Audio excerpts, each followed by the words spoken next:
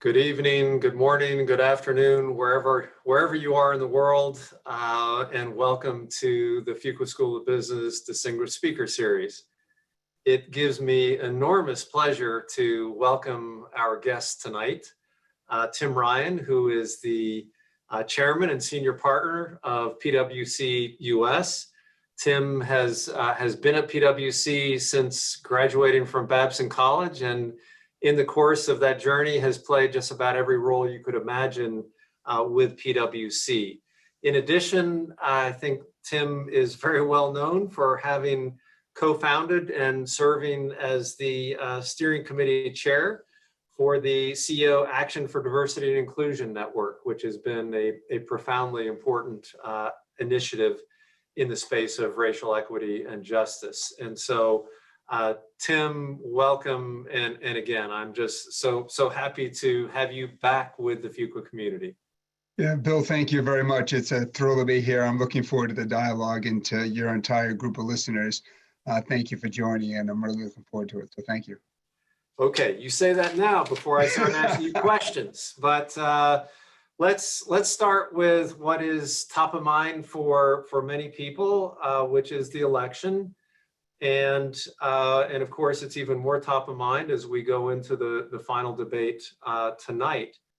And so from my point of view, this has been the most intense election of my lifetime with respect to the intensity, the feelings that it's evoking on both sides. And so my question to you is, within PwC, of course, you're going to have people on all sides of any question and any election. And with this intensity, how do you keep people moving together on the same team when they're declaring so vociferously that they're on one team and not another? So, Bill, thanks for the question. So I grew up as Irish Catholic, and in an Irish Catholic family, one of the techniques that you practice is you don't talk about problems. And that may have worked good 50 years ago in an Irish Catholic family. It doesn't work well today. And so one of the big things that we've been doing at PwC for the last several years, frankly, is talking and encouraging people to talk about it. Let me first acknowledge, like, it is a very difficult environment. And as you point out, and not only are we dealing with a very emotional, challenging election, we're dealing with a pandemic, we're dealing with an economic recession, social unrest, and at the same time, we've got a very challenging election going on. I can tell you that it's something we struggle with. I'd like to tell you there's a silver bullet, but that wouldn't be truthful, and I'll never do that. But what I can tell you is what we're doing is we are regularly talking about it, pulling people back to our core values of respect. And we're also pulling people back to our mission of helping our clients. Now, just by pure coincidence, tomorrow I'll be sending a note to all 55,000 people in the US, and I'll tell you what the note is going to say. And it'll go out at 11 o'clock tomorrow. What the note will say is that, first of all, I'm very proud of what all of our PwC people are doing. They've stepped up in the pandemic. They're helping out in communities.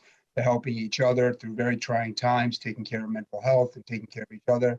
And they're doing great work for our clients, which is what we're in business to do, and I'm proud of them.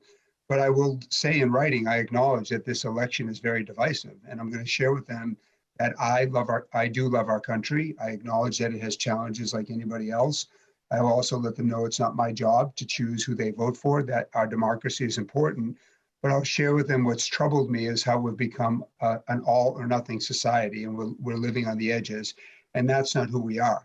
And I'll encourage people that regardless of how this election turns out 10 days from now, because there's going to be change either way, that we need to focus on our core mission of serving our clients and respecting each other, and that means all points of view. So, Bill, a little bit along with answer your question, we've got to talk about it over and over again. We can't stick our head in the sand. It's on the minds of America. It's on the minds of our workers, our friends, and it's important to talk about it. But it is really important that we respect each other's views, and we don't live in this all or nothing world. So it sounds like you've been very active in terms of making sure things don't boil over.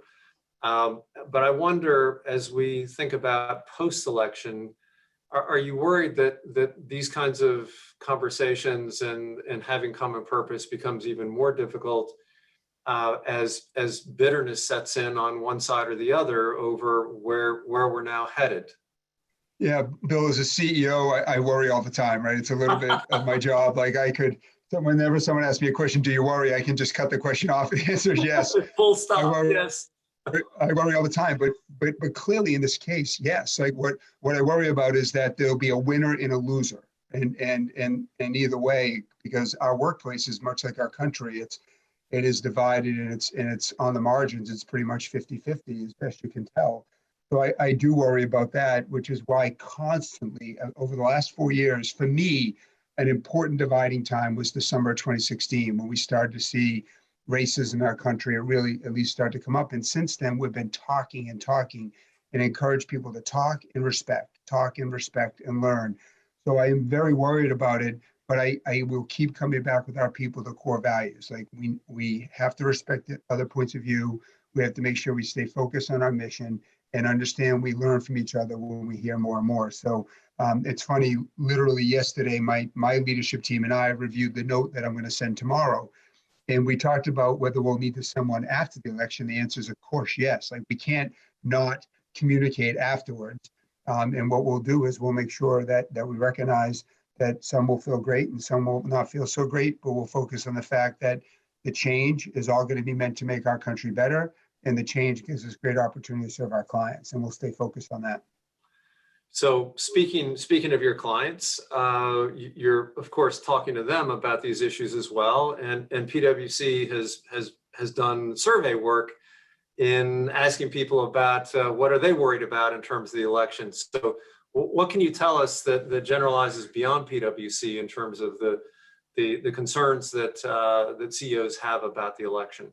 Yeah, so Bill, thank you. We launched actually 6 weeks ago. We launched a survey called The Road to 2020. It's on our website, but I'll give you the three themes that have come across from the 600 or so executives globally who have replied. One thing is almost universal. The super majority know that taxes aren't getting any lower. So they all know that. So when you look at it, the reason they believe that is regardless of who wins, that we've now seen well over $1 trillion of stimulus, and somebody's got to pay for that. And so there's an expectation that taxes aren't getting any lower, and 70% believe that corporate taxes are going to go up.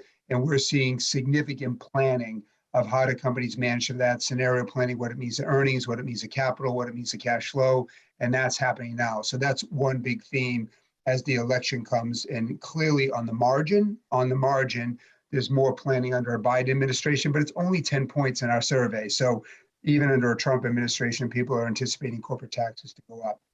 The second big thing is that's coming across is supply chain de-risking and supply chain diversification.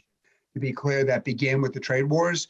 COVID put it in most companies' boardrooms, because what COVID exposed is that many companies were concentrated on China in their supply chain. And it was simply a matter of we can't produce our goods, we can't produce our services because we're reliant on one particular part of the world.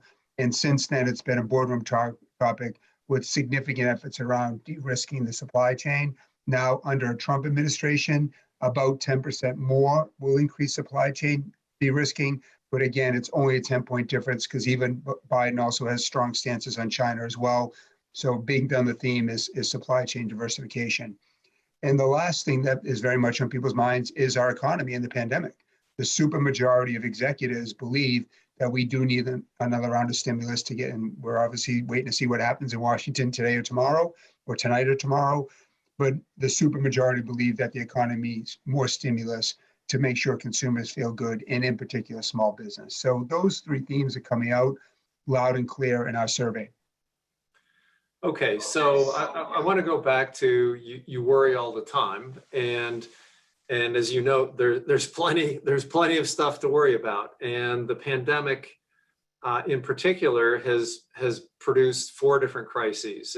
It's produced a health crisis, an economic crisis, a crisis around racial equity and justice, and a leadership crisis, I think, has been revealed due to some of our challenges in dealing with the other three crises. So of those four things, what do you think is going to be the most difficult to grapple with effectively as we move forward? Yeah, so that's a really interesting question, Bill. I kind of view them as all related. They're dependent. They're so dependent on each other. Part of what drives our health crisis is the economic variability and the gap we have in our country, without a doubt. And we need strong leadership to pull it together.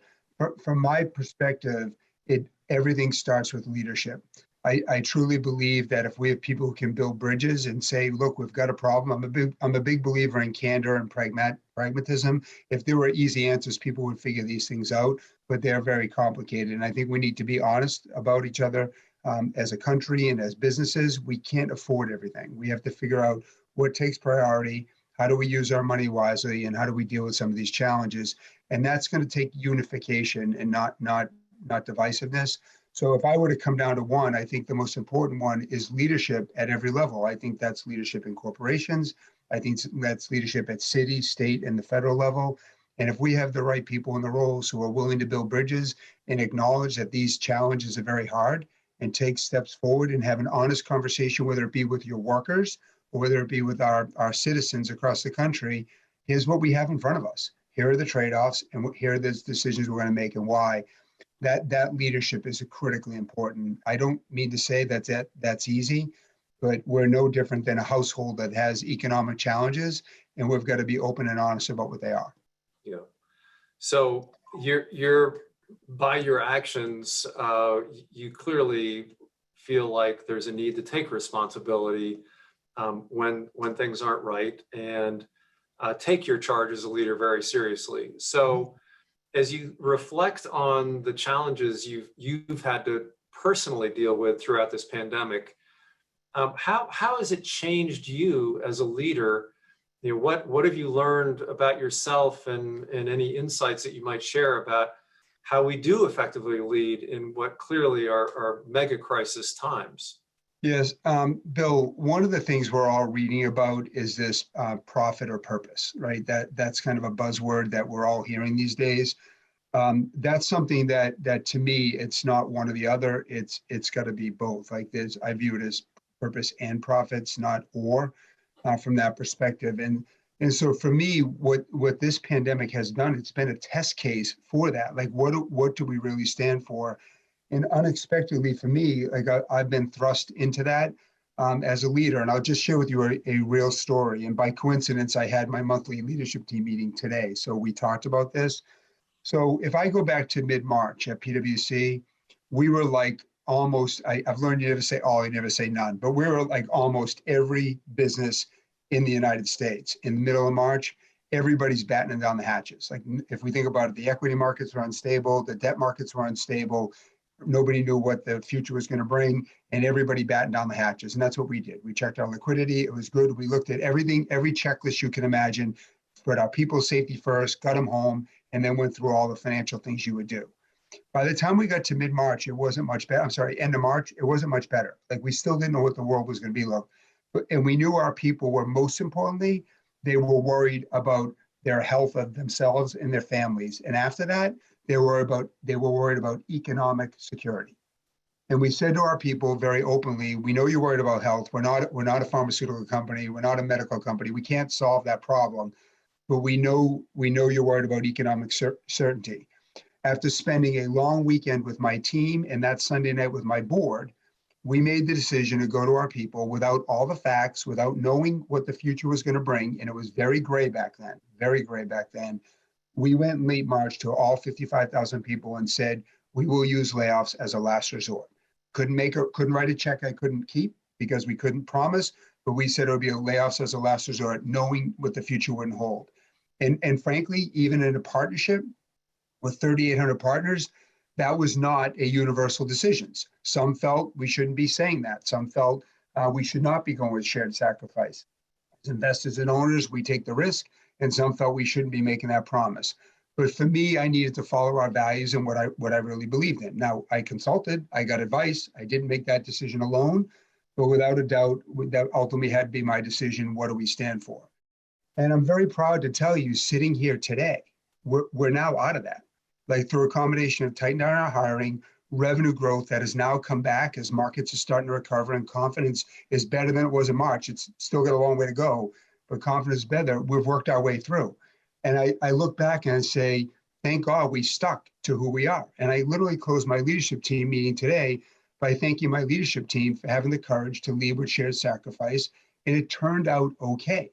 Now, during that journey, we didn't know where it was going to end up, if it was going to keep going down.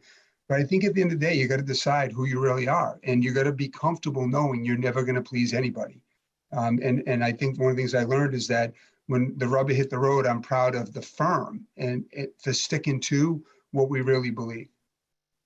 So you mentioned that not everyone shared that view, that in terms of the path you took, and this is one of the interesting challenges of a partner type structure.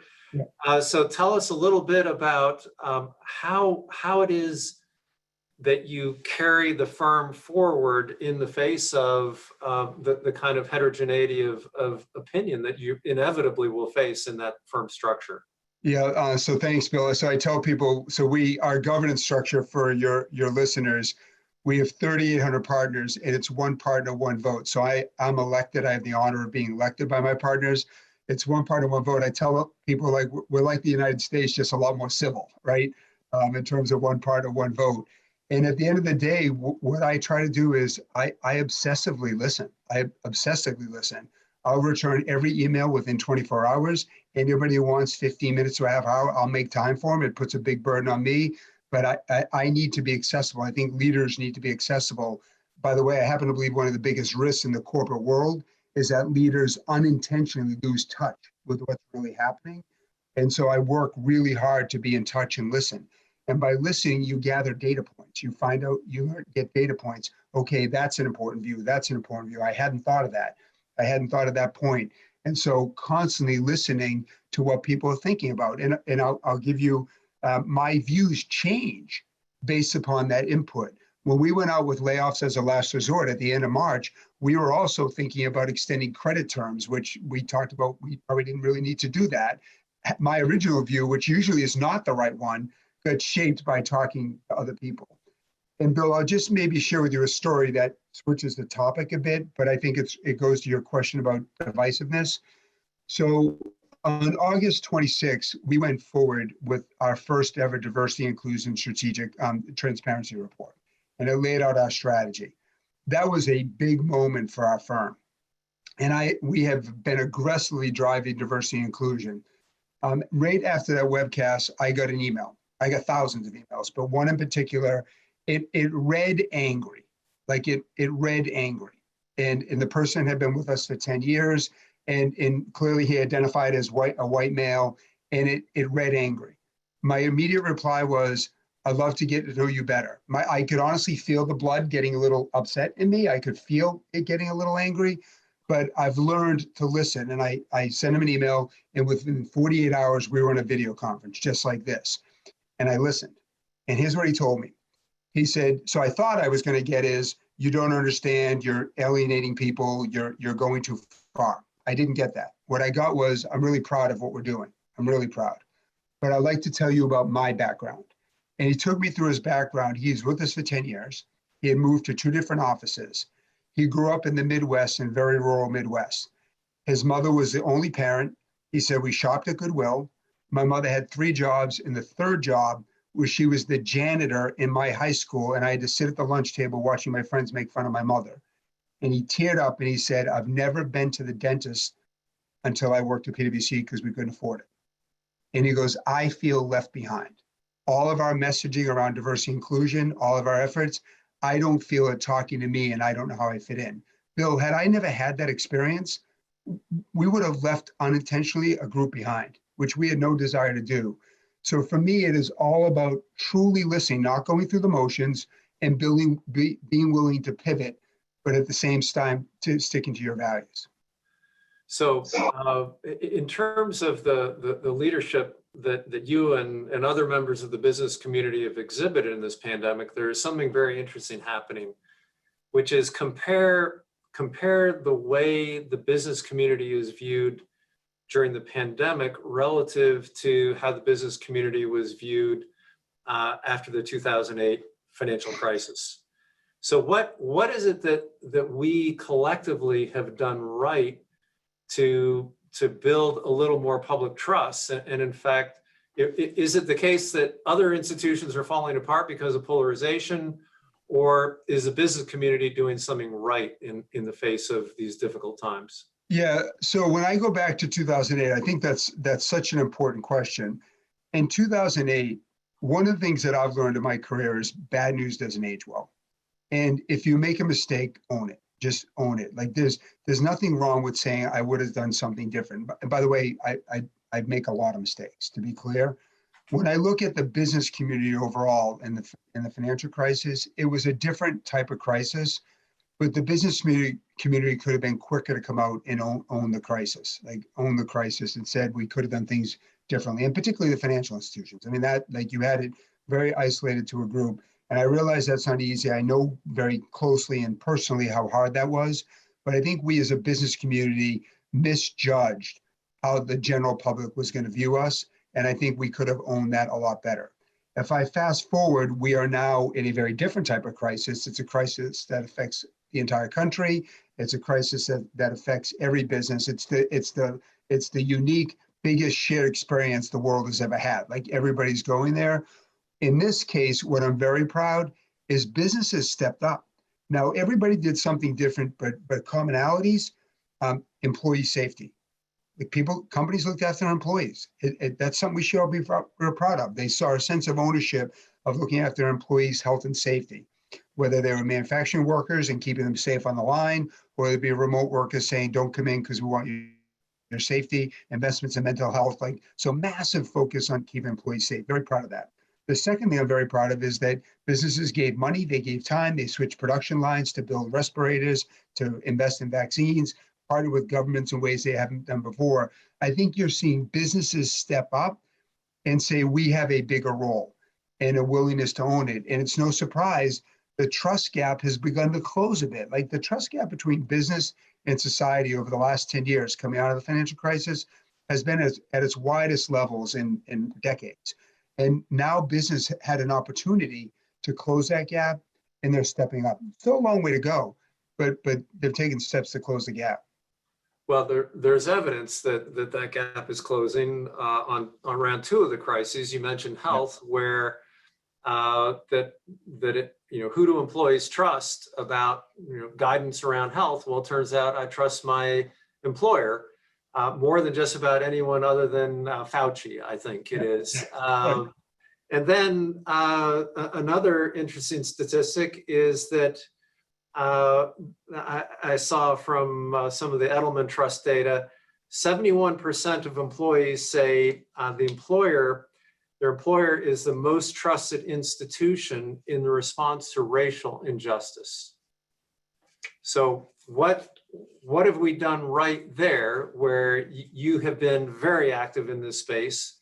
What have we done to kind of earn a level of trust that is higher than other institutions in society to actually address these questions? And then what have we done, and what does that imply about our responsibility if we have the opportunity to actually do these things? Yeah, so thank you, Bill. And I'm going to go back prior to George Floyd, because clearly the killing of George Floyd was a pivot point around engagement, but I want to go back for a second. You mentioned in my introduction, I have the honor of being a co-founder of a group called CEO Action for Diversity and Inclusion. For our listeners and people we're with today, the website is ceoaction.com, ceoaction.com, and you can take a look. That group came together in the summer of 2017. And that group is now over 1,400 CEOs that represent 18 million workers across the country. That group has been working since the summer of 2017 through now to be more open about talking about diversity, including race. They've been more open about unconscious bias training and the science behind unconscious bias training. They've been more open about sharing best practices. And on that website, there's 800 best practices, because diversity inclusion is the biggest societal opportunity we have, and it's not competitive. Like one of the things that I'm proud of is of the membership of CEO Action, you've got all the major professional services firms, all the major airlines, most of the major banks, most of the major insurance companies, most of the major manufacturers, and you get the point because we've come together. Business had already, prior to George Floyd, begun to exercise their muscles around saying it's okay to talk about these uncomfortable issues. Because if we're honest, in most places, people aren't even sure whether they should use the word Black or African American, let alone like the real, when you get under the 3 different layers, they're uncomfortable. And so over the last 3 years, what I've seen is this growing confidence of talking about the issues. Now, clearly, when we got to George Floyd, boom, it opened up. And to me, that was so important, because what inspired me and made me happy in the wake of a tragedy was you saw thousands of businesses saying, we're going to talk more about this. Discussions on race, bringing in guest speakers, having conversations with your companies, because that understanding is foundational, and business stepped up. They got out of their comfort zone and they started doing it. That's one big thing I'm really proud. And I think that's gaining trust, that we're willing to talk about these issues and make ourselves uncomfortable. The second thing business has done is they've invested their time and their money. So you're seeing record financial donations to organizations that are pursuing racial equity, and that's really important. And the third thing is they're committing to actions. You've seen more companies willing to come out and say, you know what, we've been at it a long time, but our outcomes aren't where they need to be, and we're going to get behind that. They're committing to transparency, better improvement, and you're seeing more willingness to drive outcomes you haven't done before. That's gaining trust. Like, that's a different set of actions and a different velocity of actions and intensity of actions that you've never seen before, and that's making a difference. So you highlighted something that I wanted to talk about, which is that this is not a response from you or from PwC that is in the moment of responding to George Floyd and the other really horrific events of the spring and summer. That this is, that you got involved years earlier. And so what I'd like to know is what, back in 2016, when you're thinking about this idea, what was it that motivated you to become a leader and very active in this space? Bill, when I took over as senior partner, my term began July 1, 2016. My first Friday, and when I took over, I had a textbook plan, right? You would have been proud of it. Like it had a plan to grow revenues, it had a plan to grow the bottom line, we increase market share, invest in technology. Like I checked every box in my 100-day plan. And that first Friday of my first week in my term was when we woke up to the shootings in Dallas. And I sent out a note, which wasn't terribly remarkable. It just said, I know everybody's hurting and we're here for each other. It wasn't terribly brave. And then the hundreds and hundreds of replies that I got, one said the following: when I came to work that Friday morning, the silence was deafening. And for me and for my team, that was the pivot moment. That was the pivot email, because what hit me, Bill, is that here I am, a young CEO coming into the role, very ambitious. We've got a great plan. And what I realized is, shoot, like we got 100% physical attendance, but we don't have anywhere near 100% mental attendance, meaning people were coming to work and they had other stuff on their minds. So I'm thinking to myself, how are we ever going to achieve the business outcomes that we want if we don't have 100% or near 100% engagement? And so that's when we threw the plan out the window. And we said, you know what, if this is what our people are worried about, we're going to talk about it. We're going to address it. And so that for us led us to say, okay, on July 21, 2016, so 2.5 weeks after those shootings in Dallas, we had our first ever day-long discussion on race, July 21, 2016. And I received thousands of emails. I participated in Atlanta and New York personally, but all across the country, we shut the firm down for that day. And one person said, Tim, we shed more tears on July 21, 2016 than we did in our 160-year history. Why? Because we learned about each other. We learned about what our people were carrying, like what they were coming into work with. We learned what the majority was afraid to talk about, and they didn't know how to help. And so, Bill, for us, that was the catalyst, and it's now become at the heart of our strategy. We talk about it all the time. I'm not saying we're perfect, but we're talking about it. We're taking action. And for us, that's really what has driven this commitment to really getting after this issue. Because if we want to achieve great business results, we need everybody there. And we need everybody to feel comfortable they can talk about what's on their mind any given day of the week, any given year, any given month.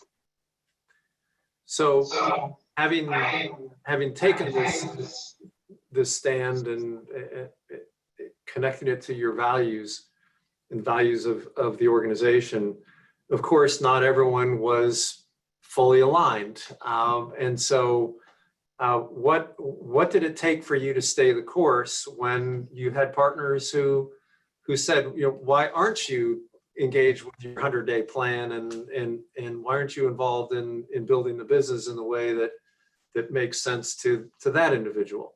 Yeah, I will say one of the hardest things of being a leader is whether you're a mayor, whether you're a governor or president of the United States, is knowing what everybody thinks. Like, in other words, because we all want to please everybody, but we all realize that is not a realistic goal. And in my partnership, I'm blessed with 3,800 great partners, and there's no way for me to know what every one of them thinks at any given moment. And so you're always wondering, am I doing what at least the majority think are right, knowing you'll never get everybody? And I had a very close friend of mine reach out to me when we did that July 21st, 2016. And he said to me, he said, Tim, be careful. This isn't what we elected you for. Like, that was a statement from one of my close friends. I'd be less than truthful if I didn't tell you that stopped me in my tracks. Like, that stopped me in my tracks. It'd be one thing if it came from like someone who dissents against everything, but this was one of my closest friends who said, Tim, be careful. It's not what we elected you for. Bill, what I've learned to do is listen, pivot where I think I should pivot, but also if I've, after getting all the data points and consulting with team members, if we believe it, if I believe it, I've also learned to keep going. Now, I think part of being a leader is, like, the textbook answer to that question is grin and bear it, go with what you believe in, but that's not realistic. Like, you need to be willing to pivot if you've adjusted. And I shared with that story with that young man from the Midwest. I had to pivot my messaging because he was right. Like, it caused me to think differently. So no doubt about it. Like, I've taken a lot of body blows. That comes with the territory. I'm okay with that. But probably most importantly is I've stuck to 90% of what we believe in, and 10% I've adjusted because it warranted adjustment. And I think that's important. But you need to have your thick skin on, because if you're constantly looking over your shoulders, wondering, like, am I pleasing everybody? Like, you're not cut out for the role. So, despite the fact that you can't please everyone, you clearly have charted a path that's resonated with so many. And so do you feel like people now understand better why this was good for PwC to take this path, why it's good for the collection of CEOs to come together and work collaboratively to tackle these issues? Yeah, I do. The short answer is I do, Bill. Like, I would have never imagined in June of 2017 when we launched CEO Action, could have never imagined that we would have what we have now, like 1,400 CEOs, 18 million employees. Like, I would have never imagined. It is almost impossible for me in my travels, whether they be on an airplane, whether they be virtually, it's almost impossible not to have a dialogue with an executive, hundreds and hundreds, who will now ask, how'd you do it? What are you doing? How'd you get the troops there? How'd you deal with different diverging views? It is brand defining for us in the marketplace, and it earns us a special seat at the table to help our clients through this very complicated challenge. So I'm very proud of that, but more importantly, I'm proud of the fact that it was the right thing to do. Like, it is the right thing to do, and it goes back to our values. So I look back, and while I could have never imagined, I also am very, very proud. And Bill, it's maybe a good time, if I can, to mention, when George Floyd's killing happened, we then were faced with another decision. And I have the honor of leading this group called CEO Action for Diversity and Inclusion. That strategy was all around, how does corporate America get better within its four walls? Like, that was deliberately the strategy that we had. Improve what we do in our companies. When George Floyd's killing happened, we were faced with another big decision. And I spoke to many CEOs, and they said, look, we know we need to do better, but public policy matters here. Should we be doing more? Now, I realize some CEOs may have been ready for that discussion and some weren't, right? Some were playing catch up to where they needed to be. But after listening, we took a very bold step and we invited, not required, we invited all 1,400 companies to contribute one or more employees to a 2-year fellowship to a group that we called CEO Action for Racial Equity. And what we did is we invited people to contribute for a 2-year period to a fellowship, to a group that was going to come together with all different skill sets to really attack public policy, so to go outside the 4 walls. We didn't know what uptake we would get. We knew some would be ready for that journey and some wouldn't.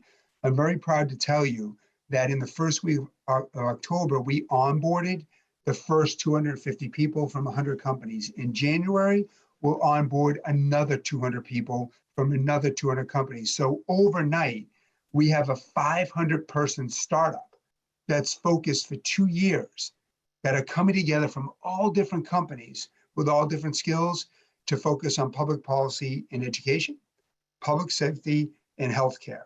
And they will work to amplify good policy, whether that be at the city, state, or federal level, to call out bad policy, and to work collaboratively with policymakers to write new policy. Overnight, we were able to do that. But when we made that ask back in June, we weren't certain where it would go. And so I do encourage, I know a lot of your listeners, like entrepreneurship, willing to take a stand, try something new. It worked out in major spades. 500 people now working for 2 years on public policy. So, I mean, it's an amazing startup story. How do you run that startup? What's the structure that keeps it together? So it's funny you should ask. I'm smiling because, like, when we decided to do this, again, it takes all skills.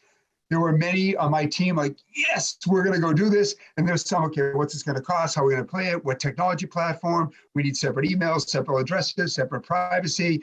So you need to be comfortable saying, look, I believe there's very few risks that will put you out of business. Like there's some, and you got to be careful of those. Some you just need to be willing to go and try something.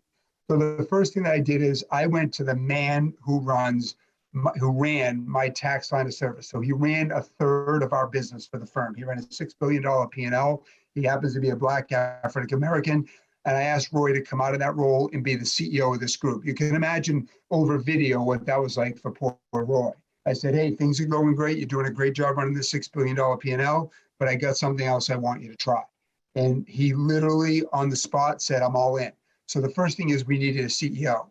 And we got it in this man named Roy Weathers, who now runs it. Secondly, we went to other CEOs and we said, we need a management team. And so I talked to Roger Crandall, who's the CEO of Mass Mutual. He was all in and he said, I'm all in. And he said, I've got the perfect COO. And he gave a woman named Pia Flanagan, and boom, we had a CEO and a CFO, a COO. And then we began to build out the management team. We needed a structure. We needed an infrastructure to go do it. We're contributing to all the financial side of it. But the first thing was get a management team and then be willing to fund it, which is what we're doing. And we're off and running. Yeah, fantastic. Yeah. So in terms of off and running, changing the subject a little bit, which is onto the economic situation that we're facing, I think that there was an initial hope that we'd have some kind of V-shaped or skinny U recession, but now with so much uncertainty, what does the economic environment look to you as we try to get back in business? Yeah, so it's funny. I'm running out of letters and shapes of the alphabet at this point, like in terms of what people are predicting. So let me share with what we're hearing from the eyes of our clients. This is a really weird situation because you have hundreds of businesses that are doing great. They're doing great.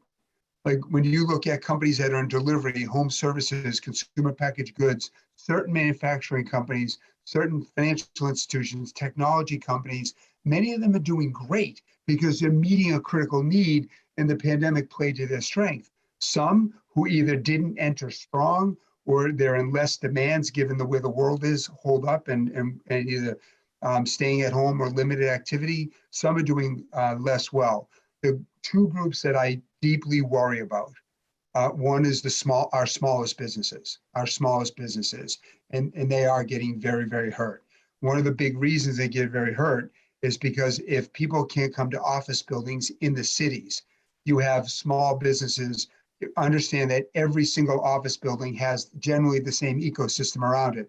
They have several restaurants, they have several hair salons, laundromats, dry cleaners, nail salons, gymnasiums, and those are our smallest businesses that keep the economy going. I am deeply worried about them, deeply worried about them. And we've got to find a way to help them because they were running good businesses. They weren't doing anything wrong, and the pandemic turned them upside down. And we need them to drive sustainable economic recovery. So when I think about targeting stimulus, that group needs it. The other group, oh, go ahead, Bill. I was going to note that I feel like some big companies feel that responsibility very directly, and that this is an impetus for them to get people back into work, knowing that there's an ecosystem that revolves around their presence. Yeah, so thank you, Bill. I agree with that. There are a number of us, and I put us in this position. The last thing I would ever do is jeopardize an employee's health to have them come to work. And we right now are 95% remote working. We are aggressively working each city by city, and we're looking at how can we bring our people back to work safely. It won't happen anytime soon. Our Boston, our Hartford office, which is where the data has been pretty good so far, clearly this trending and is changing every day, we're open up to 15%. One of the things that we know is we do play a role, and we want to get our people back to work safely because that stimulates the ecosystem and small businesses. We're working with a number of large companies in different cities to give investment to small businesses to help them stay alive. But there is this very important symbiotic dependency where as large businesses come back online, and particularly in the office space, that is going to serve as the best stimulus we can to help get that economy going. So I think that's incredibly important without sacrificing the safety of our employees, and clearly that comes first. So that's very much on our mind. So there's of course uncertainty about treatment, vaccines, and so on that make this safety issue diminish if we can get those things right. But how do companies deal with these compounding uncertainties and make the commitments they need to make in order to keep from pulling back so much that they miss the opportunity to develop and grow? Yeah, so I think, Bill, one of the things that's so important is, and this goes back to some of your early questions around what do you learn about yourself? What you learn and what I've learned, and as I've talked to many CEOs, you've got to focus on what you can control. Like if you let yourself get too overly focused on the things that you can't control, like as good as amazingly connected as you are and influential, or the relationships I have, none of us can control trade wars. Like we can't. Like I don't know anybody that good. Like we can't control trade. Like we can't control when a vaccine comes. We can't control when the second or third wave comes. There's so many things we can't control. If we let ourselves get overly focused on that, we'd be in the fetal position and never do anything. And that, I think a leader, it's really important that leaders acknowledge what's out there that they can't control, do the planning that they can, but stay focused on what you can control. And what companies can control is where they want to invest. What they can control is how well they serve their customer. Would that be a client in my sense, or if you're a retailer, that retail customer?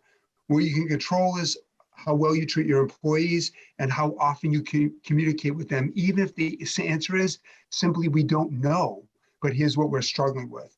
And where I see companies doing well, it's not an accident that the leadership team has focused on what they can control.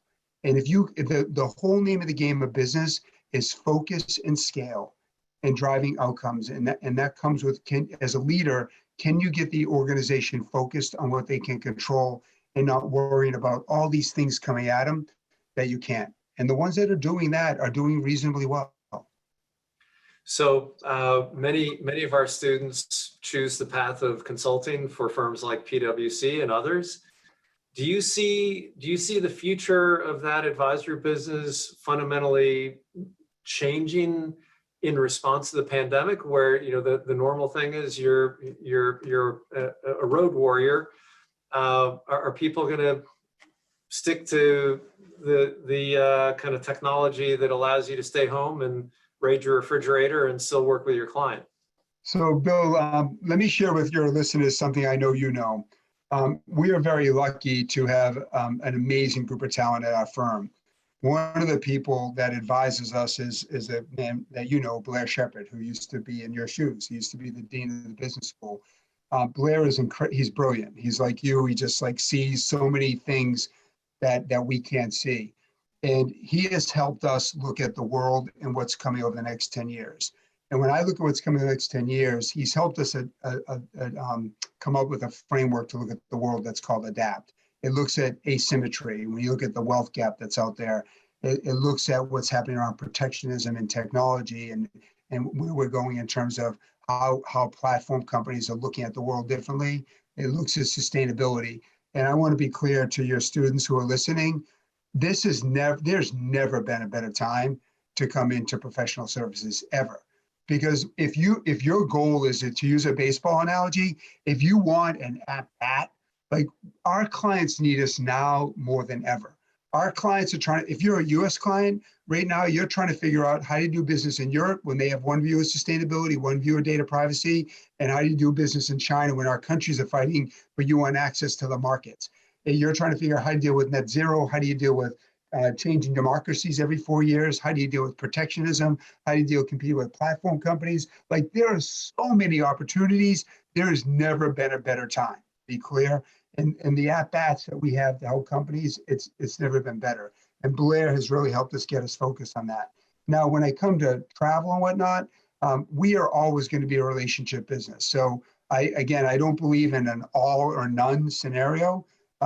We are clearly going to be spending our time on the road with our clients because they need us and they want those relationships.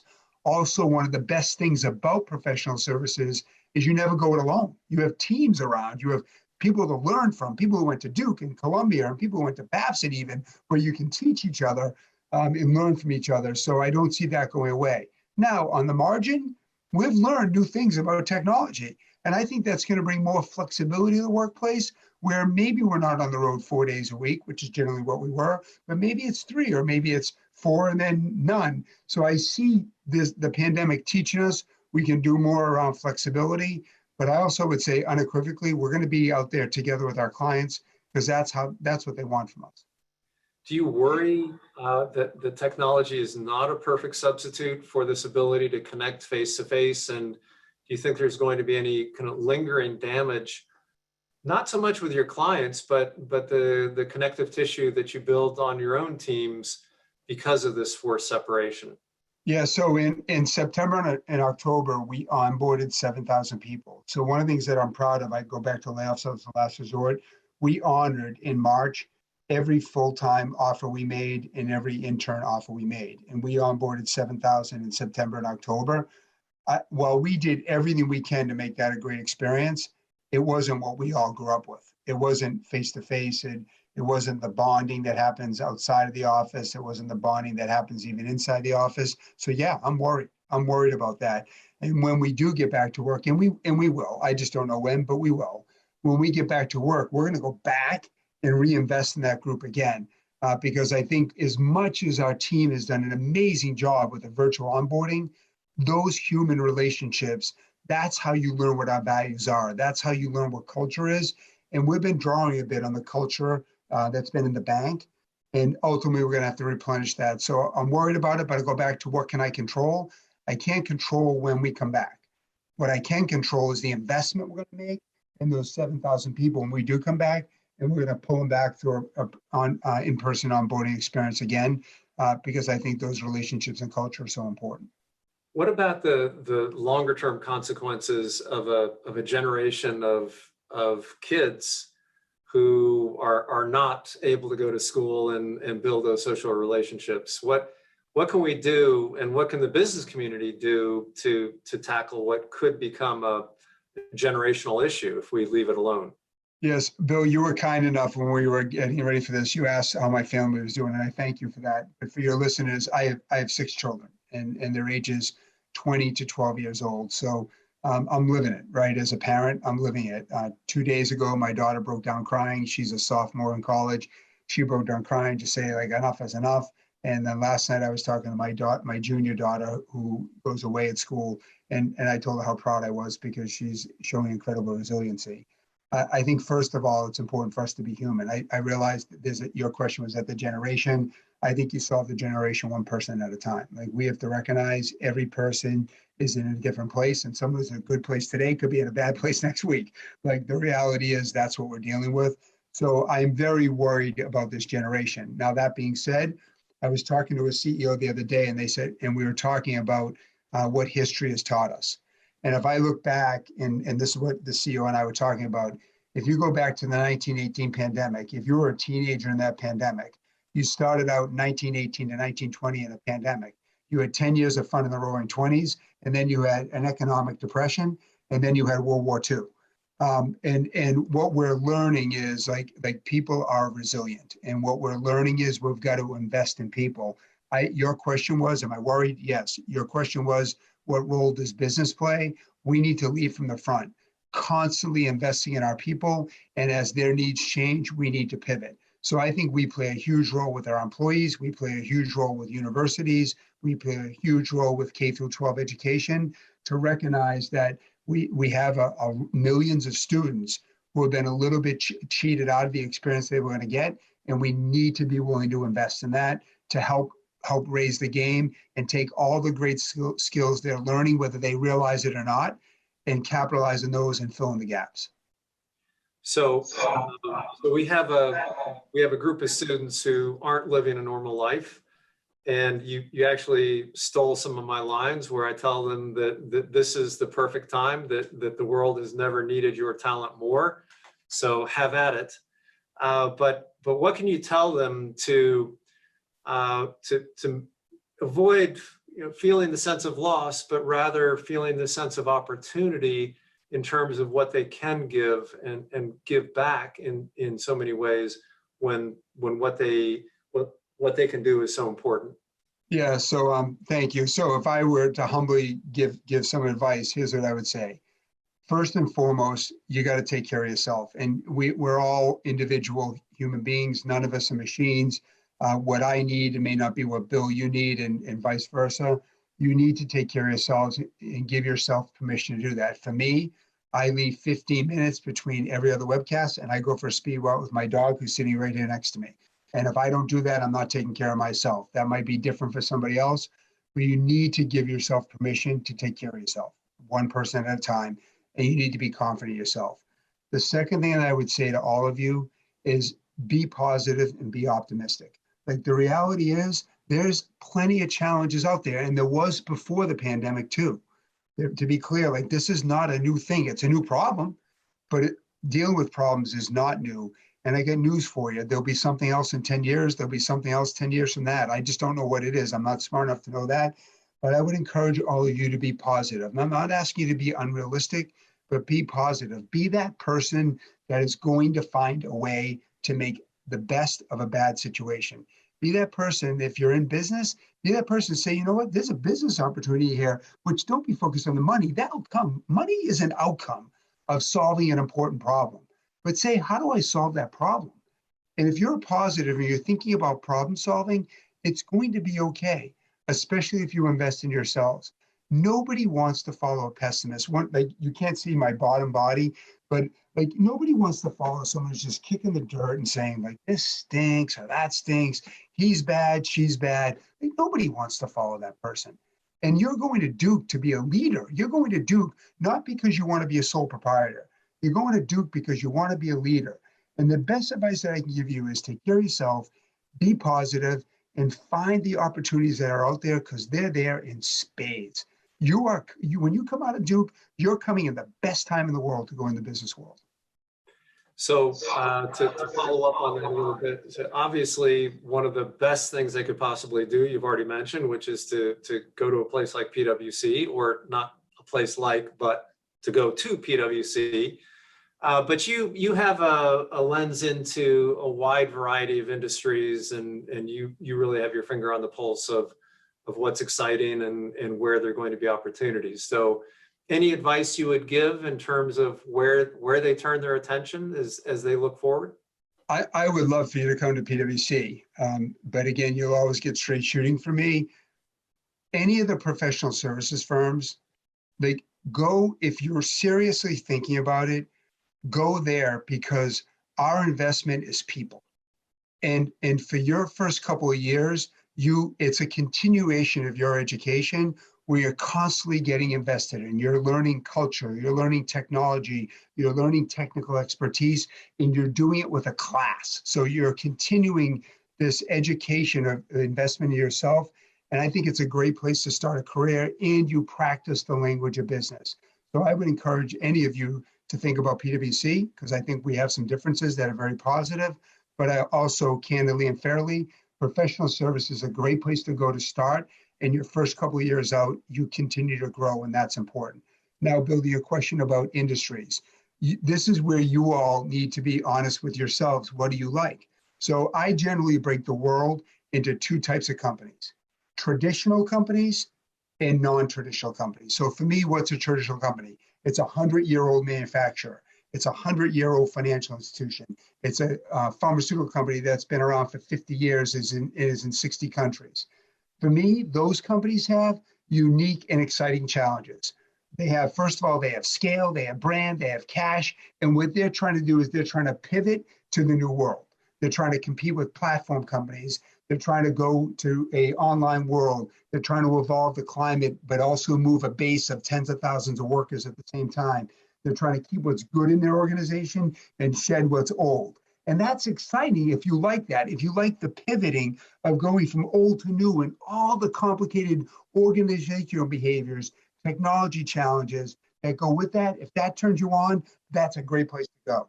If that's not what you're up for and you want to start from scratch, these non-traditional companies, these tech startups, these platform companies, they tend to have less of the legacy challenges, which, by the way, I find the legacy challenges exciting. But if you're more interested in, you know what, I'm not interested in those legacy challenges, I just want to get on with moving, I think the non-traditional companies, those offer exciting. So I think every industry has opportunity. I tend to look at what's right for you. If you're interested in these massive organizational changes, go traditional. If you're not, and you're more interested in just getting on with where the world is going, think about non-traditional companies. Okay, so excellent advice. And I'm going to ask you one last question because I've asked you so many questions about the things that you worry about and keep you from sleeping. But tell us, what are you most optimistic about? Yeah, I'm optimistic about the human spirit. I really am. I'm realistic. Don't get me wrong. I don't want you to listen saying that, my God, does Tim not watch the news or read CNBC? I do. I have the privilege of everybody sending me everything. I don't have to go look for it. It all comes to me. I know what's out there. I am deeply confident in the human spirit. Like we have shown as a human race, time and time again, we figure it out. Time and time again, we figure it out. It may seem like this is the most stressful time. I can assure you 10 years ago, people said, this is a stressful time. Like it's always a stressful time. And the human spirit finds a way. They innovate, they collaborate, they work together, and we figure it out. And I'm optimistic about that. Even in challenging times like we have now, I'm optimistic that as a human race, we'll figure it out. So Tim, many, many, many thanks for, again, joining the Fuqua community. Many thanks for giving us a sense of optimism in terms of the kinds of leaders that will get us through the tough times and help us find the exciting, better times that lie ahead. And above all, thank you for being the leader of consequence that you are and being a role model for our students. So thank you, and please be well.